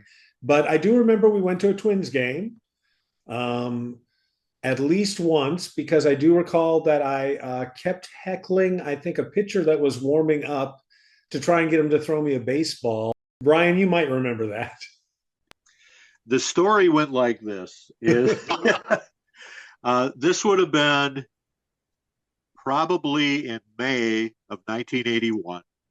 The Minnesota Twins were in their final year of playing at Metropolitan Stadium in Bloomington, and I had turned the TV on in our basement apartment, and and Steve said, "Oh, you're going to watch the Twins game?" And I said, "Well, it's actually going on right now. You want to go out to the game?" And Steve said, "Sure." So we shut off the TV. We drove to Bloomington, which was about 20, 25 minutes away from where we were living. We sat in left field. Again, this was the Twins' last year in Bloomington, uh, and and they were going to be moving to the Metrodome the following year. Uh, so we're sitting in left field, and there was three guys that were sitting near us, and and they were just jawing constantly during the whole game, and I think I think they might have been smoking some pot or something because they were just. I mean, they didn't give us any trouble. They're actually kind of fun. Steve was bantering back and forth with them, and and then at one point during the game, uh, Steve had a baseball glove. I think it was my baseball glove, and he wanted a baseball. And the Red Sox bullpen was kind of down the third base line out to where left field was, where we were watching the game. We were sitting in the grandstand, and and I told Steve, I said, okay, that pitcher for the Red Sox is Bill Campbell, and I said, you know, if you want to go and try to get a ball from him, you know, go down to where the wall is there, where the foul pole is, and ask for a baseball. So Steve went down there and started shouting Campbell's name and, hey, throw me the ball, throw me the ball.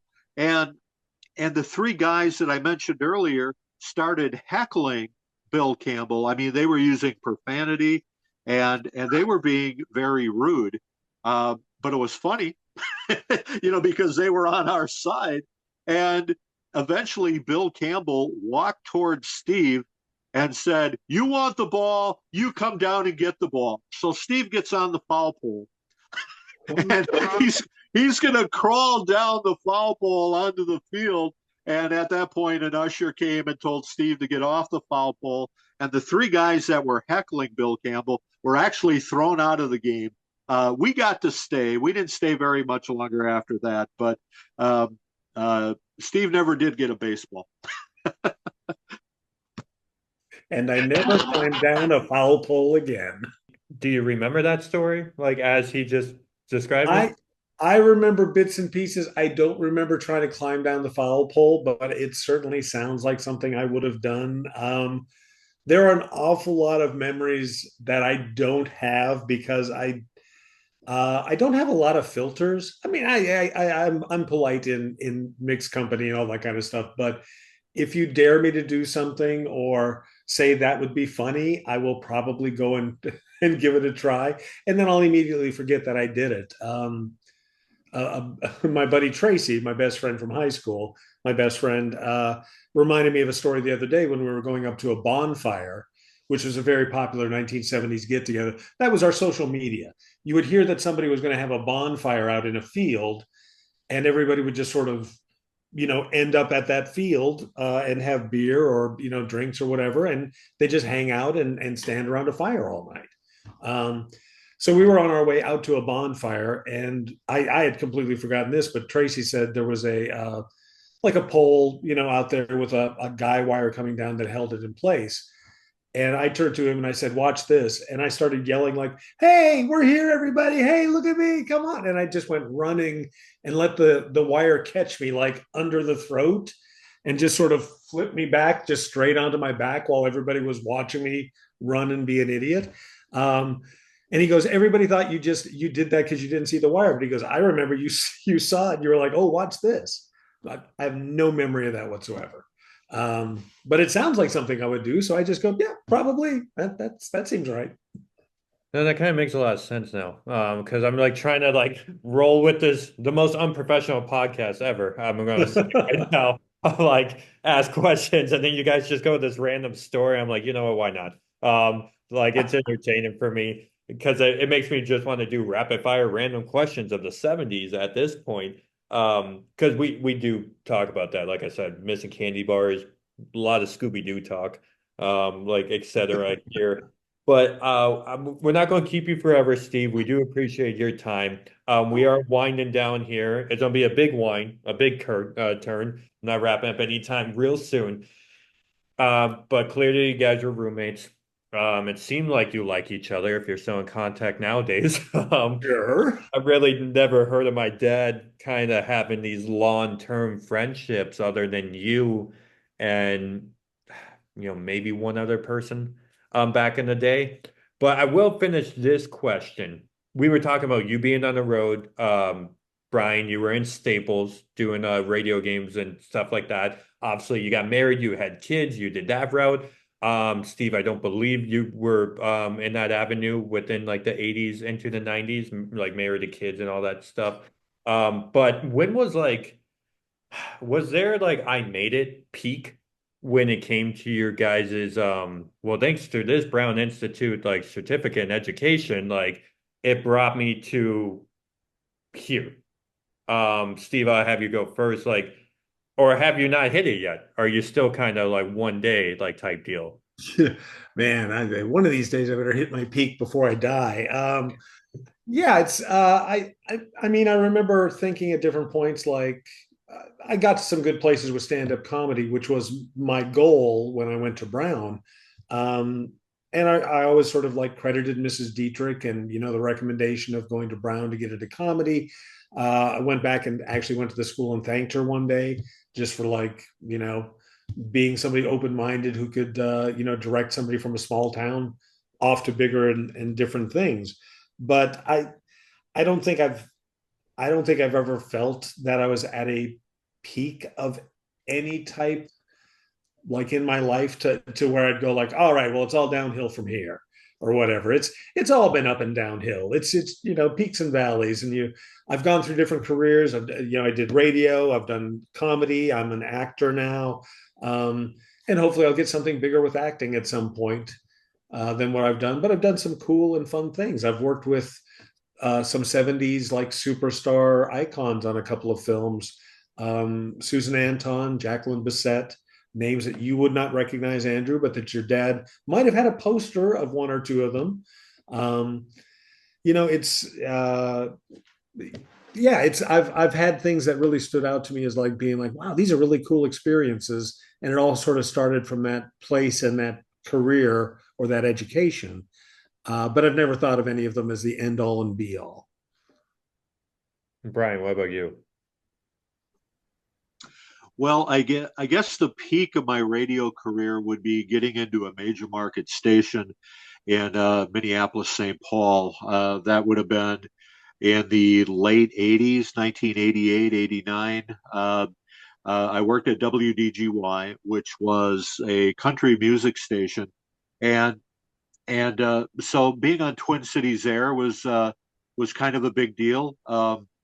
Steve came and visited me one night. He was in town for some stand-up show he was doing, and we got together. He came down to the station. I think I got off the air about midnight, and I was doing some production when he walked in, and then we went back to his hotel room in wherever it was in Bloomington, Maplewood, maybe, and and so that would have been one of the times that Steve came and visited me while I was at my job. Um, another time I interviewed him when I was working at a Richmond radio station. I had a weekly talk show, or it was a weekly program featuring whatever I wanted it to feature. And I had Ellen DeGeneres on this show before she became famous. And, and so I thought it'd be cool to have Steve on the show as well. Not at the same time as Ellen DeGeneres. It was a different time. But so that was another time where Steve came to where I worked in radio and helped me out with something there. Plus, my wife and I also went and seen Steve at least once, maybe twice, where he was doing stand up. I remember one time we went and visited him in St. Cloud. I don't remember if we saw the show, but we found out what hotel he was staying at and popped in and visited with him for a while. And I think we maybe watched the start of the show that he was doing at whatever club it was in St. Cloud, Minnesota. And then another time we saw the whole show he did in Hudson, Wisconsin, uh, at a place that's not there anymore. And then we went and sat at a Burger King afterwards and just visited for a long time, talked about his show and stuff, and asked him different questions. So we both have been able to cross over where Steve has visited me at radio stations, even let me interview him one time. And I've went and seen his comedy act a couple of times as well. So that's been cool over the years that we got to do those things and visit each other and see each other doing our craft. I think that actually was the peak. I made a mistake. Being interviewed by Bryan, that was my peak. I should have mentioned that. Yeah, and we're gonna have Ellen DeGeneres on next week, by the way. She's just in the back. We had to do priorities, so I had Steve go first. Thank you. Steve, I do thank you for your time. As I'm about to do this last question of like, we planned this. It was like the election, like back in November. Election day is when we planned to do this, but we had some personal stuff come up. and then New Year's, blah blah blah. But I appreciate your time. I'm glad wildfires and all that you and your family are safe out in California. Thanks. It looks like Brian, you survived the winter. But it was snowing in Pensacola and Houston and Atlanta, so who knows what the summer is going to bring to us. With my final question, I guess it might be a separate question, but 70s pod, right? If you had to write like it's almost like this is your love song, your love story towards the 70s and that decade and what it meant to you and how it kind of because you both grew up in the 70s. It's not like you were born in 78. So like what would you take away from the 70s if you have to romanticize it to someone who didn't live back when? Steve, you going first. Ooh, that's a good one. Okay, Brian going first. So, so, No, we're good. I think that I would probably romanticize sort of like the freedom and a little bit of the tail end of the hippie movement that really brought us like a lot of sort of that wanting to be together, like accepting of other cultures and other races and things like that, and just going like we're all people, we're all humans. We've got different where we came from, but we're all going, and trying to do the same. We all want to live good lives. When you become a parent, you just want your kids to have a better life than you did.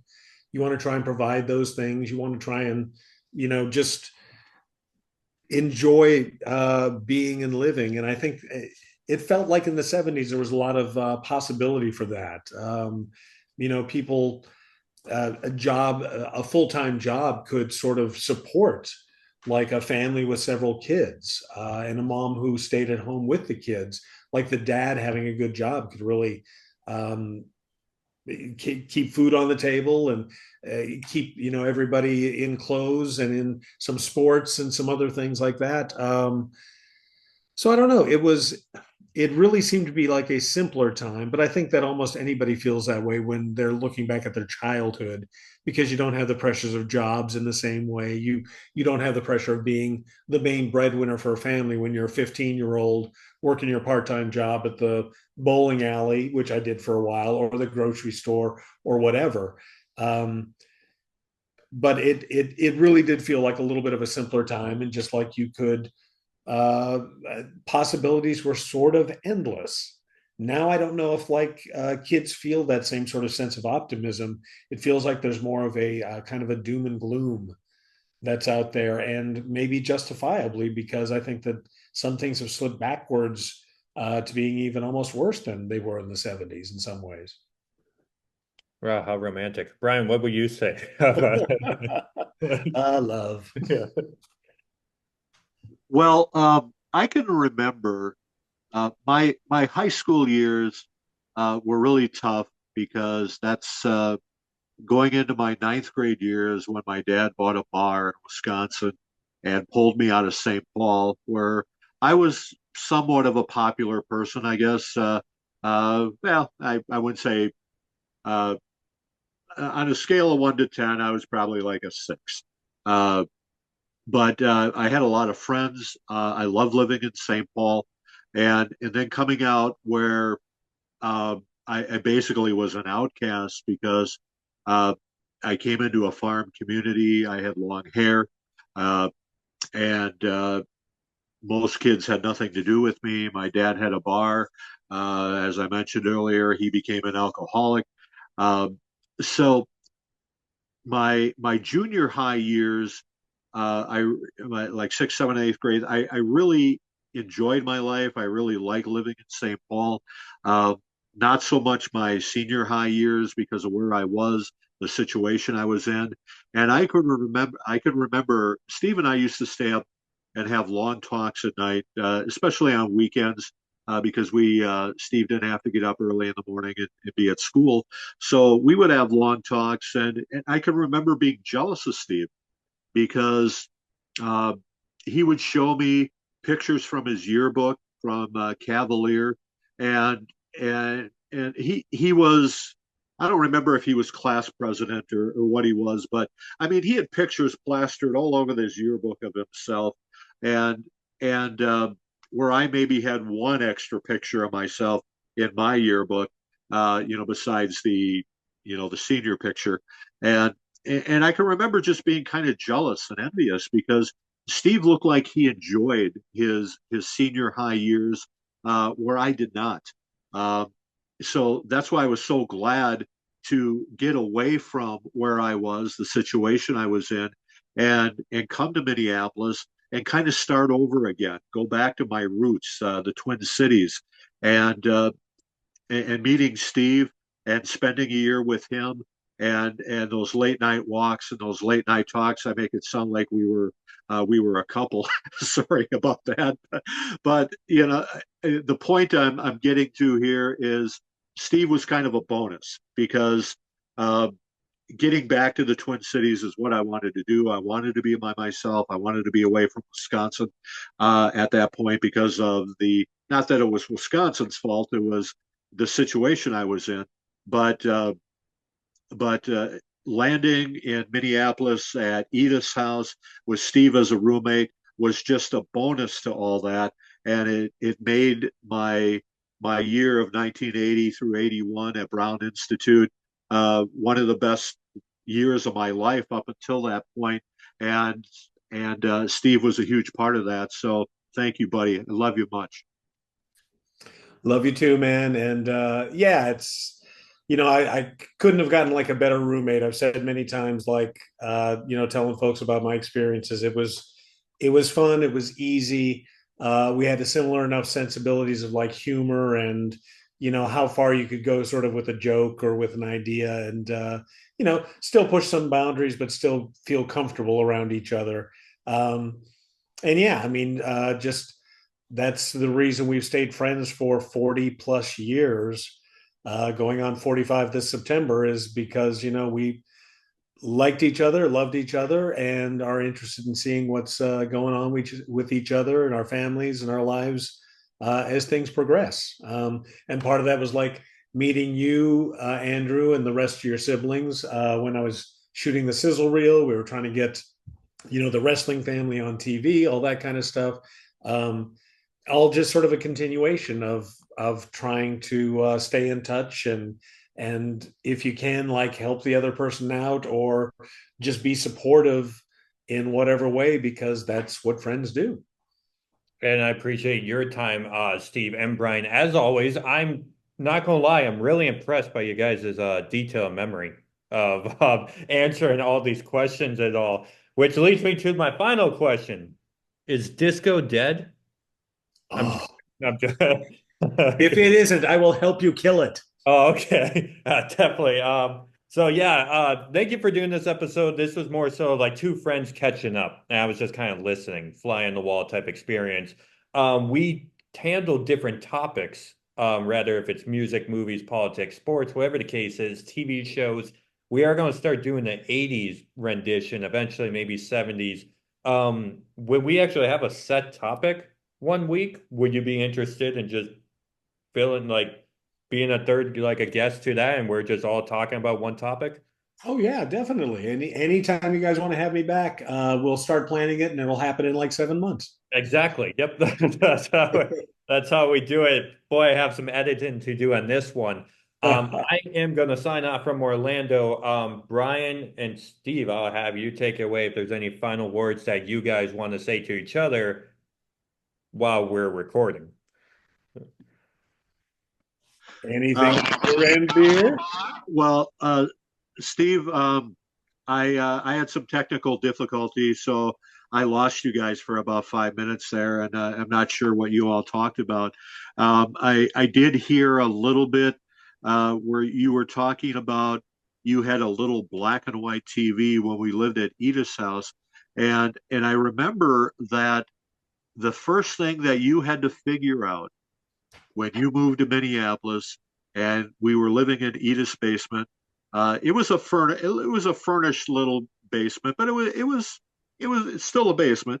Um, and we had basically four channels, and I can remember the first thing you were concerned about was what channel you were going to find Monty Python on. Do you recall this? Monty Python was one of my favorite shows, and so yeah, I'm sure that was a major concern because that had just started playing in the '70s, late '70s in North Dakota on PBS, and every Sunday night at 10 o'clock, Monty Python would come on, said 10 o'clock Central Time, and I loved that show. That was just an insane style of comedy. The British humor, those guys together. I've actually ended up talking to a couple of different members of Monty Python at different points, which just a thrill. But yeah, that sounds like me, most definitely. And one time I had a color TV, and I remember you were watching Monty Python, and there was some kind of a scene where somebody was bleeding or spurting blood, and and you ran over to my side of the room and said, "Quick, turn your TV on. There's blood, and I want to see it in color." The simple pleasures of life. Yeah, I actually remember. Well, this is not going to keep this going on forever, but I remember in the '70s when we got our first color television. It was a big deal. What one other thing I wanted to mention is Steve and I also got creative one night and wrote a song about somebody, Christiane. about a girl that Steve knew in Cavalier, and or might have been a town nearby. And and I came up with a guitar riff and a beat, and and Steve and I wrote this song called Christiane, and it started out really nice, like Christiane. And do you remember the words to this? Christiane, I like your long hair. Christiane, I want to show you that I care. I want to take you away to Sweden and give you what you're needing, Christiane. Yes, I do remember that now that you mention And then the song kind of went downhill from there. Christiane, you really are a flirt. Christiane, I want to get inside your shirt. and it. Yeah, I never and ended up playing it for her, surprisingly. I, No, I it do have was I have to chime in real quick. We eventually did a spinoff as kids playing baseball, but instead of Christiane, we would say diarrhea. So it's like when you're sliding into first and you feel like you got to squirt, diarrhea, diarrhea. And we just went on and on. So hearing that you guys kind of did that and we just stole your tune later. I don't know if that's universal, but the diarrhea song definitely pops to my mind. So I don't know what kind of sensation Christiane had you feel. But hopefully it it was wasn't diarrhea. I swear to you, it wasn't diarrhea. okay. But yeah, we are I it's just fun listening, you guys. I said I was signing off, but I hope I get to meet you again in person one day. Or we do have to all gather up in Cleveland because that's the only Arthur's Fish and Chips left in America. I'm looking up right now, Cedar Road in Cleveland, Ohio. So we're gonna have to do that one day. It looks like Arthur pretty good food. Treachers. Good gosh. Which is Uh, funny because growing up, sometimes my dad would come home and smell like a fish fry. So that's funny that he had that with you as a roommate. There is no rhyme or reason how we're wrapping this up. We thank you, listeners. We thank our sponsors that we have in the YouTube description below. Steve, like I said, thank you for so much of finally doing this with your weird schedule. Well, all of our schedules in different time zones. It was definitely fun. I look forward to having you on again. You're probably right, episode whatever, 7 months from now. And Bryan, I thank you for a good time. I know you have long days. I know you work this morning. I know both of you guys work. But just seeing like the white hair and the white eyebrows and the memories and all this stuff is so entertaining for me. And as an audio podcast, I hope you YouTube listeners are entertained. Subscribe, comment, share, like, fave, whatever you want to do. We did 50 episodes already. This is 51. So go back in the archives and listen to all these. And what better way to start this new season, if you want to say, as we do some 80s topics going on, than to start with. He kept on calling you a 70s guru, like, don't get him started on politics, but we actually didn't touch on any of that today. So maybe that's a woof. YouTube won't kick me off. But thank you guys so much. And thank you for your listeners. I am actually going to say peace tonight. final words from LA. Thanks to you guys for having me on. This has been a blast. Love catching up. Love you guys. Just keep on keeping on. Keep on trucking, as they said in the 70s. And final words from The this has been a lot of fun. Sorry for the technical difficulties with the on my end. Everything, of course, works fine in Los Angeles, but not Wisconsin. Figure that out. It probably does make more sense, but I've looked forward to this for a long time. Steve, if you're still listening, we said our share of prayers for you back during the wildfires in California. Glad you're okay. Hope you didn't lose any valuables or anything because of the fires. Not even really sure where you're located in Los Angeles. We can maybe talk off the air when Andrew wraps it up here. But certainly, thanks everyone for listening. And yeah, we're going to do this again.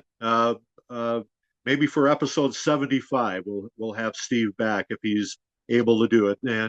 And good luck. I heard that you're doing Dr. Bob again, the wonderful play that you're in. So good luck with that and all the other projects you're involved with in East Los Angeles.